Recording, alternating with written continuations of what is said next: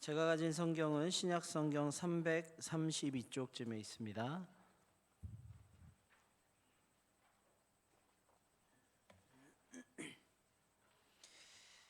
데살로니가전서 5장 1절로 11절까지 우리 한 절씩 교독하도록 하겠습니다. 저와 여러분 한 절씩 교독하도록 하겠습니다. 형제들아, 때와 시기에 관하여는 너희에게 쓸 것이 없음은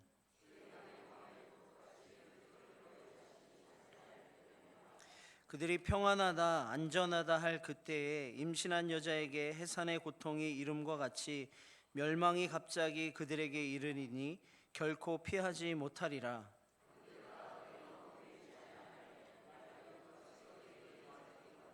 너희는 다 빛의 아들이요 낮의 아들이라.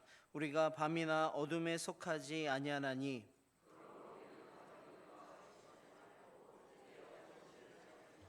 자는 자들은 밤에 자고 취하는 자들은 밤에 취하되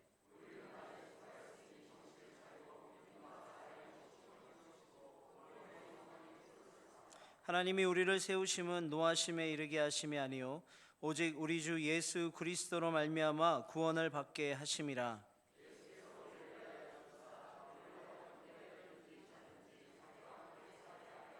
같이 읽습니다. 그러므로 피차 권면하고 서로 덕을 세우기를 너희가 하는 것 같이 하라. 아멘. 할렐루야. 오늘 본문의 말씀을 중심으로 깨어 주의 날을 준비하라 라는 제목으로 함께 은혜를 나누도록 하겠습니다. 이 저녁에도 이 자리에 참여하신다는 것이 참 쉽지 않은데 그럼에도 불구하고 하나님의 은혜를 사모하여 이 자리에 나오신 우리 모든 성도님들 위해 크신 하나님의 은혜가 넘쳐나기를 주의 이름으로 축복합니다. 우리 옆에 있는 분들하고 한번 인사하면 좋겠습니다. 잘 오셨습니다. 네, 그럼 잘 오셨습니다. 네. 그리고 가슴에 손을 얹어서 이렇게 고백하면 더 좋겠습니다. 주님, 제가 올해 한 명을 꼭 전도하겠습니다. 할렐루야. 예, 선포하신 그대로 될 줄 믿습니다. 여러분, 복음 전하는 일이 얼마나 중요한 일인지 모릅니다. 여러분, 계속해서 복음 전하는 일에 앞장서시기 바랍니다. 오늘 말씀을 나누기 전에 여러분에게 먼저 질문 하나 드리도록 하겠습니다. 여러분은 우리 주님이 다시 오신다는 사실을 믿으십니까? 분명하게 믿으십니까? 한 3번쯤 대답 안 하신 것 같은데요. 다시 한번 묻겠습니다. 여러분, 예수님 다시 오심을 믿으십니까? 분명하게 믿으십니까? 예, 아멘입니다. 그렇다면 한 가지 더 묻겠습니다. 그 예수님께서 분명하게 다시 오신다 약속하신 그 예수님께서 우리가 살아있는 동안에 오실까요? 아니면 우리의 다음 세대에 오실까요? 모르십니까? 네. 물론 때와 시기는 우리가 알 수 없지만 그러나 한 번쯤 그리스도인이라면 누구나 한 번쯤 생각해 보았을 법한 문제입니다. 과연 그 속히 오신다는 주님이 내가 살아있는 이때에 오실 것인가? 주님 다시 오시는 그 황홀한 그 장면을, 그 아름다운 장면을 내가 살아서 맞이할 수 있을 것인가? 아니면 나는 그렇지 못하고 우리 다음 세대에 오실 것인가? 말세지말이라고 하잖아요. 정말 주님 다시 오실 날이 머지 않았는데 과연 주님이 언제 오실까? 이런 생각은 아마도 그리스도인이라면 한 번쯤 해보았을 법한 문제입니다. 그런데 이런 예수님의 재림에 대한 문제가요, 오늘날 저와 여러분에게만 해당했던 문제가 아니라 오늘 본문의 대상자죠, 이 데살로니가 전서를 수신하고 있는 데살로니가 교회 성도들에게도 이 문제가 동일하게 그들에게 주어졌다라는 것을 우리가 말씀을 통해서 확인할 수 있습니다. 저와 여러분이 고백했던 것처럼 데살로니가 교회 성도들도요, 우리 주님 다시 오심을 분명히 확신하고 있었습니다. 바울을 통해서 주의 날, 주님 다시 오시는 그날에 대해서 그가 분명히 들었기 때문에 그들이 주님이 다시 언제 오시는지 그들이 근심하며 또는 질문을 가지면서 기다리는 마음으로 그들이 주의 날을 맞이할 준비를 하고 있었다라는 것입니다. 그런데 이렇게 주님 다시 오심에 대해서 아마도 데살로니가 성도들은 저와 여러분들보다 훨씬 더 분명하게 우리가 살아있을 동안에, 우리가 살아생전에 주님이 다시 오신다라고 믿었던 것 같습니다. 아마도 바울도요, 그들에게 복음을 가르치면서 예수 그리스도의 재림에 대해서 논하면서 우리가 살아있는 그때에 주님이 다시 오신다라고 그렇게 더 많이 믿었던 것 같아요. 말씀에 그렇게 확인할 수 있는데요. 앞장 4장에 보면 4장 15절과 17절 말씀에 이 예수님이 다시 오시는 이 재림, 그래서 그 앞서 죽은 자들에 대한 이야기를 하면서 바울이 이렇게 고백하는 것을 볼 수 있습니다. 4장 15절에요. 우리가 주의 말씀으로 너희에게 이것을 말하노라. 주께서 강림하실 때까지 우리 살아남은 자도 자는 자보다 결코 앞서지 못하리라. 우리 살아남은 자도, 그러니까 우리도 그때 주님 다시 강림하실 때 살아있을 것이다. 아마 이렇게 그런 입장에서 이 고백을 한 것이 아닌가 생각해 볼 수 있습니다. 17절에도 비슷하게 말씀합니다. 그 후에 우리 살아남은 자들도 그들과 함께 구름 속으로 끌려올라 공중으로 올라간, 뭐 이렇게 고백합니다. 우리 살아있는 자들도. 그러니까 이런 배경 속에서 이해해 보면 데살로니가 교회 성도들이요, 주님 다시 오심을 기다리는데 우리가 살아있는 그때에 주님 다시 오신다라고 받아들일 수 있었을 것 같아요. 그런데 그렇게 생각해 보니까 두 가지 정도 문제가 생겨나는 거예요. 첫 번째 문제는 뭐냐면, 주님이 우리가 살아있는 그때에 다시 오시는데, 그렇다면 그 주님 다시 오심을 바라보지 못하고 먼저 죽어버린 사랑하는 내 가족들, 내 친구들, 그들은 어떻게 되는가? 주님 다시 오시는 것을 맞아야 되는데 아직 주님 다시 오시지 않았는데 미리 죽은 사람들은 어떻게 되는 것인가 라는 궁금증을 그들이 가졌습니다. 두 번째는, 그렇다면 주님 다시 오신다고 하는데 정말 주님이 다시 오시는 그때는 언제인가? 이런 질문을 가졌다라는 것입니다. 그래서 바울이요, 이 데살로니가 교회 성도들이 그런 궁금증을 가지고 있는 것을 알아차린 것 같아요. 그래서 앞장에 보면 4장 13절로 18절까지에 보면 먼저 죽은 자들에 대한 이야기를 먼저 하고 있습니다. 먼저 죽은 자들은 하나님 앞에 어떻게 되는 것인가에 대해서 쭉 설명하는 본문이 4장 13절로 18절까지 있는 말씀입니다. 그리고 두 번째 질문이죠. 그렇다면 주님 언제 오시는가에 대한 질문에 대한 대답을 오늘 본문 5장 1절로 11절까지를 통해서 우리에게 주고 있다라는 것입니다. 그러니까 사실 이 본문은 4장 13절부터 5장 11절까지 하나로 묶어서 우리가 이해해 볼 수 있는데요, 저는 오늘 두 번째 질문인 5장 1절로 11절까지의 본문을 중심으로 우리 주님이 언제 다시 오시는 것인가, 그 주님 다시 오심을 우리가 어떻게 맞이해야 되는 것인가에 초점을 맞춰서 말씀을 나누도록 하겠습니다. 서론이 길었죠? 네, 본론으로 들어가겠습니다. 여러분, 우리 주님이 다시 오신다고 말씀하셨는데, 그렇다면 그 주님이 다시 언제 오시는가 이렇게 궁금했던 데살로니가 교인들에게 바울이 명쾌한 답을 주고 있는데요, 그 말씀이 본문 1절 2절 말씀입니다. 제가 다시 한번 읽도록 하겠습니다. 형제들아, 때와 시기에 관하여는 너에게 쓸 것이 없음은 주의 날이 밤에 도둑같이 이룰 줄을 너희 자신이 자세히 알기 때문이라 라고 말씀합니다. 즉, 주님이 언제 오시는지, 언제 재림하시는지 때와 시기를 알 수 있다는 것입니까? 알 수 없다는 것입니까? 네, 알 수 없다라고 할 수 있습니다. 왜요? 주님 다시 오심이 무엇 오는 것처럼 온다고요? 도둑이 오는 것처럼 오기 때문에 알 수 없다라고 말씀합니다. 사실 이 말씀은요, 바울이 언급하기 전에 예수님께서 먼저 재림의 때에 말씀하시면서 동일한 말씀을 하셨어요.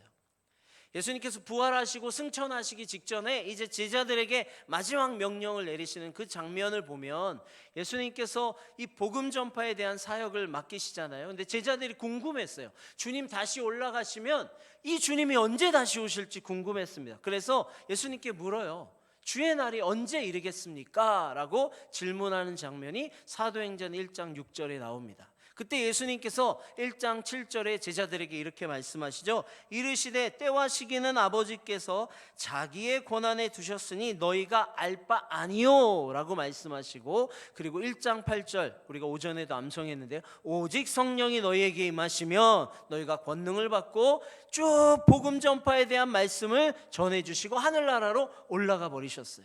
즉 예수님의 말씀, 마지막 말씀에도 보면 때와 시기에 대해서는 예수님 자신도 모른다는 거예요.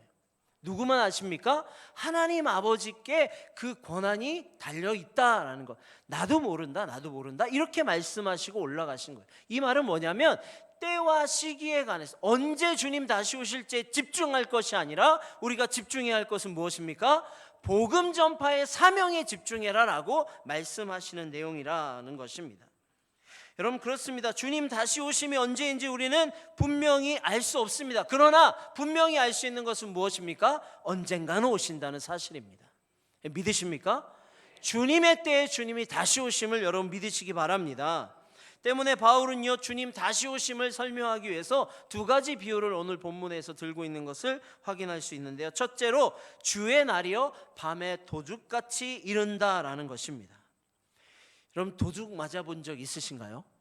요즘은 뭐 낮에도 이렇게 맞죠. 그냥 이렇게 막 시도 때도 없이 맞지만 주로 도둑들이, 우리 도님들이 언제 이렇게 활동하시죠? 밤에 활동합니다. 밤에 깜깜할 때, 아무도 없을 때 주로 이렇게 집에 들어와서, 담 타고 들어와서 물건을 훔쳐갑니다. 근데 도둑 맞으실 때 여러분, 도둑이 경고장 보내는 거 보셨습니까?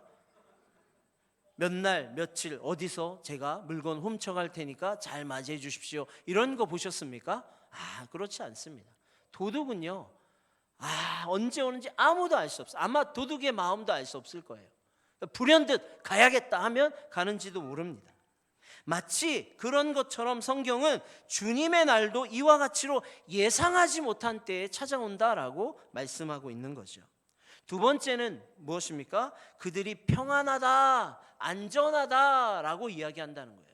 우리가 이제 살만하다, 이쯤 되면 평안하지 뭘, 이렇게 하고 있을 때에 주님 다시 오실 날이 임하는데, 어떻게 임하냐면 임신한 여자에게 해산의 고통이 이름과 같이 멸망이 갑자기 그들에게 이른다라고 비유로 말씀하고 있습니다. 이 두 가지 비유를 들어 가만히 생각해 보면 공통점이 있어요. 무슨 공통점이 있습니까? 가만히 아무도 알지 못한 때, 돌연히 그때가 찾아온다라는 것입니다. 근데 도둑이 임하는 것과 임신한 여자의 해산의 그 고통이 임하는 것에는 좀 차이도 있습니다. 어떤 차이가 있습니까?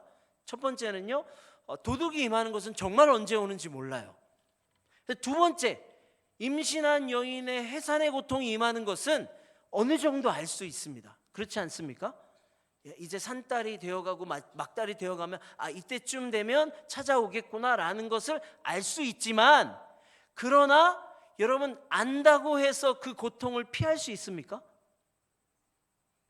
나는 언제쯤 고통이 찾아올 거야 라는 것을 알고서 이제 괜찮아, 아프지 마 한다고 그 해산의 고통이 찾아오지 않는 것은 아닙니다.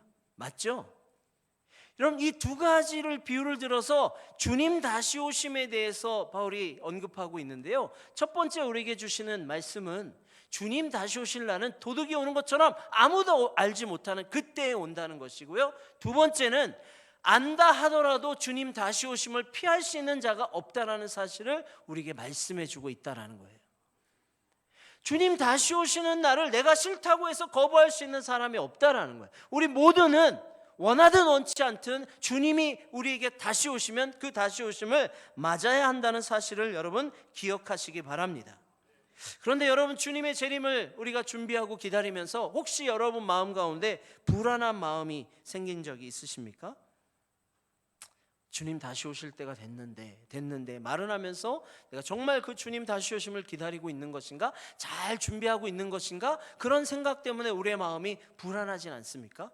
가령 수련회 같은 데 가서 우리 청년들에게 혹은 청소년들에게 물어봅니다. 주님 언제 오시면 좋겠니? 그럼 대부분 하는 소리가 좀 나중에요. 좀 나중에, 지금 말고요. 빨리 오셨으면 좋겠는데 좀 나중에 오셨으면 좋겠어요. 이렇게 대답합니다. 왜 그렇죠? 지금 내 모습을 보니까 하나님 앞에서 온전하지 못하다는 거죠. 내가 말씀대로 기도하면서 성령 충만한 삶을 살고 있지 못하다는 것을 너무 잘 아니까 주님 다시 오시면 자신이 없다라는 거예요. 자신이 없다. 정말 내가 하나님 나라로 올라갈 수 있을지 별 자신이 없다라는 의미 아니겠습니까? 그런데 오늘 성경은 우리에게 그렇게 말씀하지 않습니다. 불안해하고 두려워하는 데살로니가 교회 교인들에게 뭐라고 말씀하시냐면 4절 5절 말씀을 통해서 그들에게 이렇게 권면하는 것을, 위로하는 것을 볼 수 있습니다. 4절 5절 말씀 제가 읽겠습니다. 형제들아, 너희는 어둠에 있지 아니하매 그날이 도둑같이 너희에게 임하지 못하리니 너희는 다 빛의 아들이요 낮의 아들이라. 우리가 밤이나 어둠에 속하지 아니하나니 라고 말씀합니다. 앞서서 분명히 우리 주님 다시 오시는 것은 도둑이 오는 것처럼, 즉 밤에 불현듯 찾아오는 것처럼 온다라고 먼저 말씀했는데, 그러나 형제들아, 즉 예수 안에 있는 너희들에게는 그렇지 않다라고 말씀하고 있는 거예요. 그날이 도둑같이 너희에게 임하지 못할 것이다 말씀합니다. 그 이유가 무엇입니까? 너희는 다 빛의 아들이고 낮의 아들이기 때문에 그렇다라고 말씀하고 있습니다. 할렐루야. 이것이 그리스도인의 정체성이에요. 여러분, 주님 다시 오시는 날은 밤에 도둑이 오는 것처럼 올지 모르지만, 그러나 우리에게는요 그 밤이 찾아오지 않는다라는 거예요. 여기서 밤은 무엇입니까? 영적으로 어두워져 있는 상태, 주님을 알지 못하는 그때 아니겠습니까? 그러나 이미 예수 그리스도 안에 있는 자들에게는요 이 어두움이 자리 잡을 공간이 없다라는 것입니다. 여러분 생각해 보세요.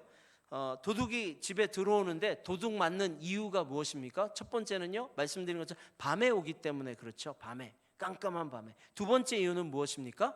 주인이 잠자고 있었기 때문에 그래요.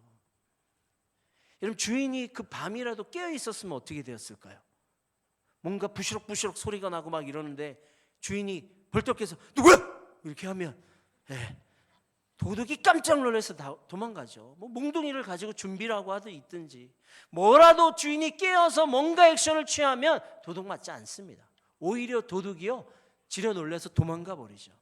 마찬가지로 주님이 다시 오시는 이 재림의 때가 마치 도둑이 임하는 것처럼, 밤이 임하는 것처럼 찾아올지라도 그리스도인들이 깨어 있으면 졸지 말고 깨어 있으면, 제가 찾는 거예요. 조시는 분 있나? 졸지 말고 깨어 있으면 아무리 재림이 급박하게 밤처럼 찾아오더라도 그것은 우리에게 밤이 아니라는 사실을 여러분 기억하시기 바랍니다. 데살로니가 성도들에게 바울이요 강력하게 말하는 거예요. 너희는 어둠에 있지 않다. 너희는 다 빛의 아들이다. 낮의 아들이다. 이것이요 그리스도인의 정체성임을 분명히 밝혀주고 있는 것이죠. 동일하게 저와 여러분도 빛의 자녀임을 여러분 믿으시기 바랍니다. 낮의 아들임을 믿으시기 바랍니다.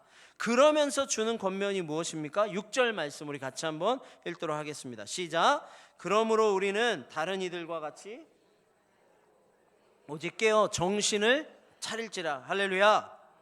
그러므로 우리는 다른 이들과 같이 자지 말고 오직 깨어서 정신 차려라 라고 말씀하고 있어요. 밤중에라도 깨어있는 은혜를 누리는 저와 여러분 되기를 주의 이름으로 축복합니다.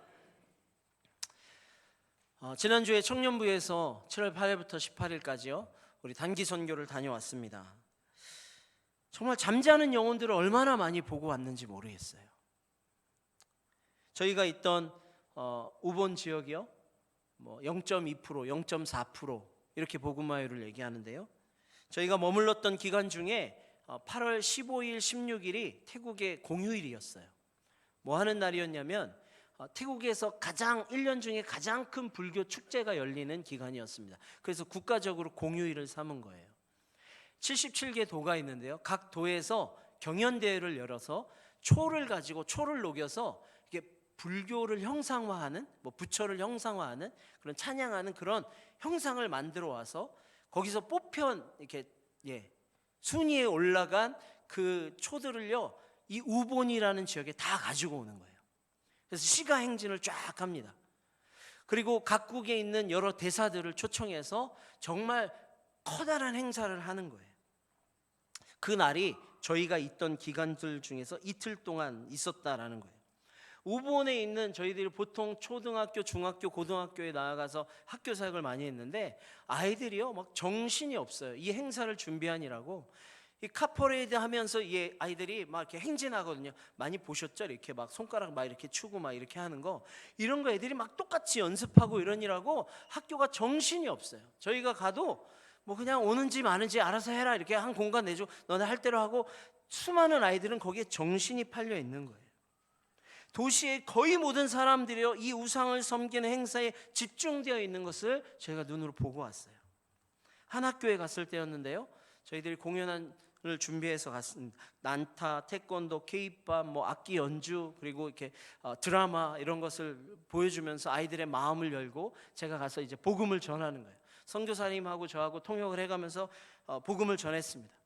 하나님이 어떤 분인지, 천지를 창조하신 그 하나님에 대해서 선포하고, 그러나 인간이 죄 때문에 그 하나님과 멀어지게 되었다는 것, 그러나 하나님이 우리를 사랑하셔서 예수 그리스도를 보내주셔서 다시 하나님께로 나아갈 수 있음을 선포했어요. 예수님만이 길이고 진리고 생명임을 선포하고 그들에게 예수님을 믿도록 초청했습니다. 질문하는 거예요. 복음을 쫙 내라고. 선교사님은요, 저도 좀 목이 쉬었지만 소리가 안 나올 정도로 그 아이들을 향한 그 불타는 마음 때문에 제가 이만큼 소리 지르면 선교사님은 한 2배 이상 더 큰 소리로 막 지르니까 목이 다 쉬고 갈라질 정도로 그 아이들에게 복음을 전했어요. 그럼 아이들에게 묻습니다. 여러분, 누구를 통해서 하나님께로 나아갈 수 있습니까? 질문을 했어요. 그 아이들이요, 너무 자신 있게 부처님이요 이렇게 대답을 하는 거예요. 부처님이요. 목이 찢어져라 터져라 그렇게 외치는데 그 아이들이 웃으면서 부처님이요 라고 외치는 거예요. 그럼 이게 웃을 일이 아니에요. 근데 얼마나 마음에 답답하고 순간 제 눈에 눈물이 핑 돌 것 같이, 하나님이 이렇게 영적으로 얻어 있는 이 아이들을 어찌하면 좋습니까? 가는 곳곳마다 그러는 거예요. 곳곳마다요. 물론 아이들이 이 분위기에 동조돼서 예수님 믿겠습니다 손도 들고 따라다 하고 그러긴 했지만, 가는 곳곳 아이들이 그 불심에 사로잡혀서, 어두운 영에 사로잡혀서 잠자는 영혼들처럼 진짜 깨어있질 못하는 거예요. 얼마나 안타까운지 모르겠습니다. 사랑하는 성도님 여러분, 우리가 깨어서 주님 다시 오심을 맞이할 수 있다는 것이 얼마나 큰 은혜고 복인 줄 모릅니다. 여러분, 우리는요, 그러니까 복받은 자들이에요. 여러분, 이 사실을 잊지 마시기 바랍니다. 빛의 자녀가 되었다는 사실이 얼마나 큰 은혜인지 여러분 잊지 마시기 바랍니다. 그런데 오늘 본문은 우리에게 그렇게 깨어만 있어라 라고 권면하는 것으로 끝나는 것이 아니라 더 나아가서 깨어있기 위해서 우리가 감당해야 할 사실에 대해서 몇 가지 언급하는 것을 볼 수 있습니다. 8절 말씀을 우리 같이 한번 읽도록 하겠습니다. 8절이요, 시작. 우리는 낮에 속하였으니 호심경을 붙이고 구원의 소망의 투구를 쓰자. 바울은 재림을 기다리는 성도들이 단지 깨어 있으면서 근신하는 것을 넘어서서 기독교적인 이 전투를 위해 적절한 무장을 할 필요가 있다라고 언급하고 있습니다. 믿음과 사랑의 호심경을 붙이고 구원의 소망의 투구를 써라 라고 말씀하고 있는 거예요. 바울은 그의 서신서에서요, 몇 번에 걸쳐서 그리스도인들을 군인에 비유하면서 군인들이 취해야 할 그런 자세에 대해서 언급하며 병기와 장비에 대해서 말한 적이 있습니다. 에베소서 6장에서 보면 이 호심경은요, 의의 호심경으로 나타납니다. 그런데 오늘 본문에서는 이 호심경을 믿음과 사랑의 호심경이라고 말합니다. 그리고 구원의 소망의 투구를 말합니다. 이 두 가지 호심경과 투구를 밝히면서 무엇을 다 담아내고 있냐면 기독교의 핵심이죠. 믿음과 소망과 사랑을 다 담아내고 있어요. 바울의 서신서에서 자주 나타나는 개념이죠.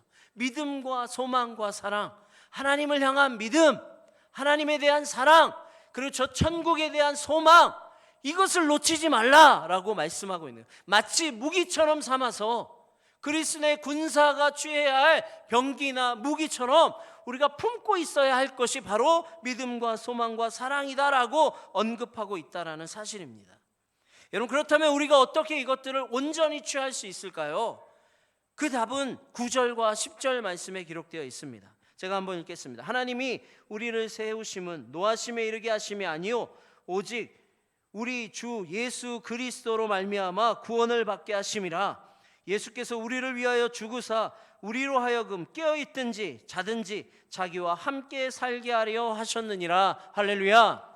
이 말씀이 무엇입니까? 우리가 깨어서 믿음과 소망 안에 호심경과 투구를 쓸 수 있는 그 진짜 이유, 그렇게 할 수 있는 진짜 이유가 무엇이냐? 예수 그리스도의 십자가의 죽으심과 부활 때문이다라는 거예요. 그분이 우리를 위해서 십자가에 달려 죽으시고 피 흘리셨기 때문에 그 구원하심 때문에 우리가 세워졌다라고 밝히고 있는 사실을 여러분 기억하시기 바랍니다. 하나님이 우리를 세우셨대요. 혹은 예정하셨다라는 거죠. 우리를 노하심에 징벌하시기 위해서 심판하시려고 하는 것이 아니라 오직 우리 주 예수 그리스도로 말미암아 구원하시기 위함이다라고 말씀하는 거예요. 주 예수 그리스도는 우리를 위해서 이것 때문에 죽으셨고 우리로 하여금 자기와 함께 살게 하셨다라는 것을 말씀하고 있는 거예요. 그러니까 우리가 온전하게 믿음과 소망과 사랑 안에 거하기 위해서는 무엇을 붙잡아야 합니까? 예수 그리스도의 십자가예요. 그분의 구원하심을 붙들어야 하는 거예요. 그분이 죽으셔서 우리로 살게 하셨다라는 사실을 우리가 잊지 말아야 한다는 사실을 여러분 기억하시기 바랍니다. 그러면서요, 교회 공동체 안에 한 가지 더 나아가서 이런 권면을 주고 있는 것을 보게 됩니다. 11절 말씀에요. 그러므로 예수께서 이렇게 하셨다라는 거죠. 그렇게 하셨으므로 이제 우리가 해야 할 것이 무엇입니까? 피차 권면하고 서로 덕을 세우기를 너희가 하는 것 같이 하라라고 말씀해요. 4장 18절에도요. 먼저 죽은 자들에 대한 언급을 하면서 한마디로 권면했거든요. 4장 18절에 그러므로 이러한 말로 서로 위로하라 라고 말씀했는데 오늘 5장 11절에서도 피차 권면하고 서로 덕을 세우기를 너희가 하는 것 같이 하라 라고 말씀합니다. 그러니까요, 주님 다시 오심을 기다리는 성도들이 깨어서 믿음과 소망, 사랑 안에 거해야 되는데 그것이 혼자서는 힘들다라는 거예요. 교회 공동체 안에서 어떻게 해야 된다는 것입니까? 주님 다시 오심을 위해서 서로 넘어지는 지체가 있으면 위로하고 서로 권면하고 덕을 주어서 서로 세워주고 지금 그거 하라고 말씀하고 있는 거예요. 그래서 다 같이 나만 깨어 있는 것이 아니라 함께 깨어서 주님 다시 오심을 기다리는 교회 공동체가 되라라고 우리에게 권면하고 있다는 사실입니다. 태국 단기 선교를 통해서 하나님께서 주시는 은혜가 여러 가지가 있었어요. 가는 첫날부터 정말 많은 사건 사고를 우리가 경험했는데요. 하나님께서 그 사건 사고를 통해서 주시는 은혜들이 참 많았어요. 그 중에 하나 우리 태국 청년들과 함께 간증을 나누면서 현지에 있는 저희를 섬겨주었던 청년이 이렇게 고백하는 것을 들을 수 있었어요. 윈이라는 청년인데요. 저희를 위해서 직장도 잠시 내려놓고 저희가 있는 모든 기간에 휴가를 내서 저희보다 앞서서 일어나서 섬겨주고 챙겨주었던 청년이에요. 그 친구들이 저희와 함께하면서 얼마나 저에게 큰 은혜를 끼쳤는지 모르는데요. 윈이라는 청년이 간증을 하면서 이런 얘기를 하는 거예요. 자기는 불교 가정에서 태어났대요. 당연한 거죠. 다 불교 가정이니까요. 근데 자기 아버지는 불심이 너무 강하다는 거예요. 집이 굉장히 가난해요. 저희 청년들이 이렇게 가거나 우리 중고등부에서 태국을 다녀왔는데 한 번씩 가면 그 현지 청년들 집에 저희가 홈스테이를 합니다. 하루 정도 몇 명씩 이제 찢어져서 그 청년들의 집에 가서 같이 자는 거예요. 근데 대부분 이 태국 사람들이요 좀 선해요. 불심이 강하지만 외국에서 오는 사람들 그렇게 이렇게 뭐 좀 반가워하지 않거나 뭐 이러지 않습니다. 대부분 환대해주고요 환영합니다. 그런데 윈의 아버지는 좀 달라요. 윈이 친구들을 데리고 집에 가는 것을 별로 좋아하지 않아요. 그래서 지금까지 단 한 번도 이 홈스테이를 할 수 없었어요. 근데 윈이 기도하면서 준비한 거예요. 하나님, 저도 홈스테이 하고 싶어요. 친구들이 저희 집에 와서 잤으면 좋겠어요. 그래서 저희 남자 청년 3명이 윈의 집에 가서 잤습니다. 다른 청년들이 갔다 와서 고백할 때 부모님들이 저희를 환대해 주셨어요. 너무 좋았어요. 먹을 것도 사주셨어요. 막 이러는데 윈의 집에 다녀온 청년들이 고백하는데 저희는 들어가면서부터 조용했어요. 아무 말도 할 수 없었어요. 아버지가 불심이 너무 센데요. 그 어려운 환경 가운데서 방 한 칸을 불상을 전체를 모시는 거예요. 돈만 생기면 불상을 사서 거기다 모셔놓고 불상을 사서 모셔놓고 윈이 찬양을 들을 수가 없어요. 구박하는 거예요. 그런 음악 듣지 마, 뭐 하지 마. 그러니까 윈이 찬양을 듣고 싶을 때면 영어로 된 찬양을 틀어놓는데요. 아버지가 모르시니까 그냥 외국 곡이겠지 하고 마음 가운데 어려움이 굉장히 많은 거예요. 아버지가 자꾸 구박한대요. 왜냐하면 태국 청년들은, 특별히 남자아이들은 20살 혹은 25살이 되면 부모님께 효도하기 위해서 머리를 삭발하고 절에 들어가서 몇 개월씩 있다가 나와요. 이게 부모에 대한 최고의 효라는 거예요. 그러면 부모가 잘 된다라고 믿는 거예요. 그래서 아들에게 너는 나이가 지났는데 왜 머리를 삭발하고 절에 들어가지 않니? 너는 왜 그렇게 효도하지 않는 거야? 이렇게 구박을 하는 거예요. 고등학교 이후로 단 한 번도 부모님에게 용돈을 받아본 적이 없대요. 고등학교 때부터. 그러니까 혼자서 알아서 살아야 하는데 그 안에서 신앙을 지키려니까 너무 힘든 거예요. 그래서 어떤 마음까지 들었냐면 선교사님을 속이고 내가 선교사님한테 잠시 여행을 간다라고 이렇게 거짓말을 하고 머리를 삭발하고 절에 갔다 와야겠다, 이런 마음까지 들었다는 거예요. 이 윈이요, 그런 결단을 할 때 하나님이 그런 마음을 주셨대요. 그런데 너는 하나님의 자녀잖아, 하나님의 아들이잖아, 어떻게 그렇게 할 수 있니? 이런 마음을 주셔서 못 갔다는 거예요. 여전히 분란 가운데 있어요. 돈이 너무 없다 보니까 교회에서 수련회를 가거나 뭔가 어디를 가면 그래도 얼마씩 이렇게 회비를 내고 가야 되는데 자기는 그 돈이 없어서 계속 이런 핑계 저런 핑계를 댄 거예요. 저는 이래서 못 가요, 바빠서 못 가요. 선교사님도 모르게 지금까지 모르셨더라고요. 처음 고백하는 거였어요. 근데 윈이 막 울면서 그렇게 얘기했어요. 그런 어려움 속에 있지만, 가족이 나를 핍박하는 가운데 있지만, 제가 그래도 하나님 앞에 감사하는 것은 지금 여기 있는 우리 단기 선교팀과 저와 함께하는 우리 교인들이 저에게는 형제고 자매이기 때문에 저는 감사합니다. 다 눈물바다가 됐어요. 우리 통역하시는 선교사님이 너무 우셔서 통역을 못하고, 우리 특별히 현지 함께하는 청년들이요, 그 사정을 누구보다도 잘 아는 그 청년들이 너희들이 내 가족이야, 선교사님이 저의 부모님이고 너희들이 내 혈육이야, 비록 육신의 부모님은 나를 싫어하고 나를 배척하지만 너희들이 있기 때문에 내가 감사하고 행복할 수 있어. 단기 선교팀을 통해서 그 은혜를 다시 한번 깨닫게 해주셔서 너무 감사하다고 정말 폭풍과 같은 눈물을 흘리면서 고백하는데요, 제 마음 가운데 감동도 되고 감격도 되고 그 은혜에 대해서 참 많은 은혜를 받으면서 한편으로 제 마음 가운데 굉장히 큰 부러움이 자리 잡기 시작했어요. 우리 청년들 바라보면서 누가 이렇게 고백할 수 있을까?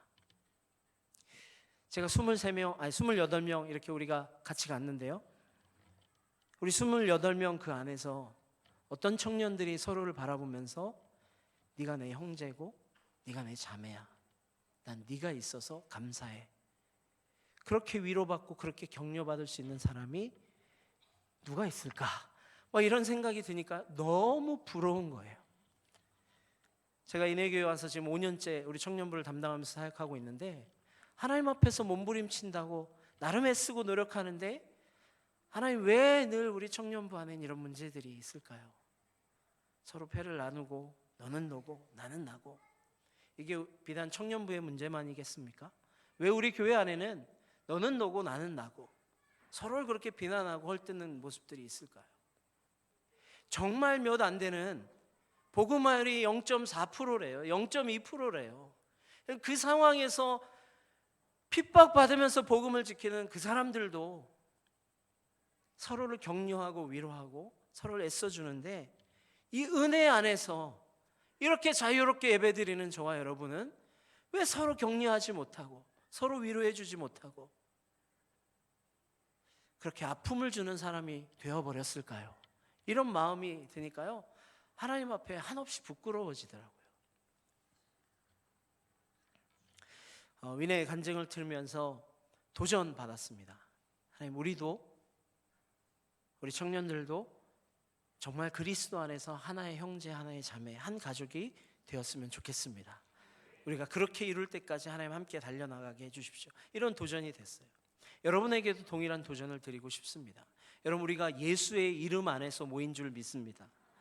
예수 그리스도의 십자가의 은혜로 우리가 모인 줄 믿습니다. 하나님이 우리를 그렇게 세우셨다라는 거예요. 그렇다면 그럼 사람을 보지 마시고요, 우리 안에 있는 예수 그리스도를 서로 바라보았으면 좋겠습니다. 주님 다시 오실 그날까지요, 우리가 깨어서 믿음과 소망, 사랑을 붙들고 주님 다시 오시는 그날까지 서로를 격려하고 서로를 세워주고 서로를 위로하면서 함께 달려가는 인해교회 성도님들 되시기를 주의 이름으로 축복합니다. 그래서요, 정말 우리 교회 오면 누구 한 사람 외톨이 되는 것, 누구 한 사람 마음 상하는 것이 아니라 모두 다가 함께 깨어서 주님 맞을 준비하는, 함께 일어난 성도들이 다 되었으면 좋겠습니다. 그런 은혜가 저와 우리 모두에게 넘쳐나기를 주의 이름으로 축복합니다. 기도하겠습니다. 하나님 감사합니다.